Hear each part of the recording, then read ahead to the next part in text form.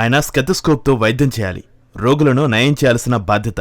కానీ ఆయన ఏకంగా రోగులయ్యేందుకు డ్రగ్స్ ఇస్తున్నాడు. మత్తులో చిత్తేయాలా యువతను తప్పుదోవ పట్టిస్తున్నాడు.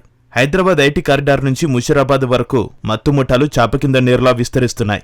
గచ్చిబౌలిలో డ్రగ్స్ పట్టుబడిగా ఆ వెంటనే ముషీరాబాద్లో మరో షాక్ కలిగించే న్యూస్ బయటకొచ్చింది. ఈసారి డ్రగ్స్ స్ప్రెడర్గా ఏకంగా ఒక వైద్యుడు పట్టుబడ్డాడు. ఆసుపత్రిలో 4 గోడల మధ్య వైద్యం చేయాల్సిన వైద్యుడు మత్తు వ్యాపారం చేస్తూ పోలీసులకు రెడ్ హ్యాండెడ్గా చిక్కాడు. ముషీరాబాద్లోని వైద్యుడి ఇంట్లో దాడి చేసిన పోలీసులు భారీగా డ్రగ్స్ స్వాధీనం చేసుకున్నారు. వైద్యుడే నేరుగా డ్రగ్స్ కొనుగోలు చేసి ప్రత్యేక క్లయింట్లకి చేరవేస్తున్నట్టుగా పోలీసులు నిర్ధారించారు. అయితే ఈ వైద్యుడు ఎవరికోసం మత్తు సరఫరా చేశాడు? ఐటీ కారిడార్లో పట్టుబడ్డ ముఠాతో లింకులు ఉన్నాయా, లేక మరొక కొత్త నెట్వర్క్కి ఇది గెట్వేనా అన్న అనుమానాలు కలుగుతున్నాయి. పోలీసులు ఇప్పుడు ఈ వైద్యుడి క్లయింట్ లిస్టును స్కాన్ చేస్తున్నారు. డాక్టర్ తన ఇంటిని సిండికేట్ కోసం నిల్వ కేంద్రంగా వాడుకోవడానికి అనుమతించినందుకు ప్రతిఫలంగా డ్రగ్స్ను ఉచితంగా వాడుకునే అవకాశం కల్పించారు. పాలకు డబ్బు కాకుండా మత్తులో చిల్లయ్యేందుకు సరఫరాదారులు అవకాశం ఇచ్చారు.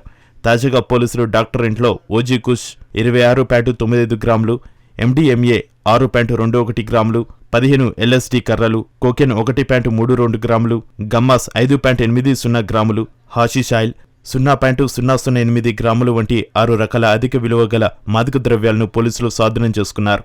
వీటి మొత్తం విలువ సుమారు 3 లక్షలని అంచనా వేస్తున్నారు. నిఘా సమాచారం అందుకున్న పోలీసులు ముషీరాబాద్లో ఆకస్మిక దాడి చేశారు. పాలద్దె ఇంటిని గమనించి పోలీసులు ఆపరేషన్ నిర్వహించారు. డ్రగ్స్ మాత్రమే కాకుండా ప్యాకింగ్ సామాగ్రి, తూకం పరికరాలు, కస్టమర్ నోట్స్ కూడా అక్కడి నుంచి స్వాధీనం చేసుకున్నారు.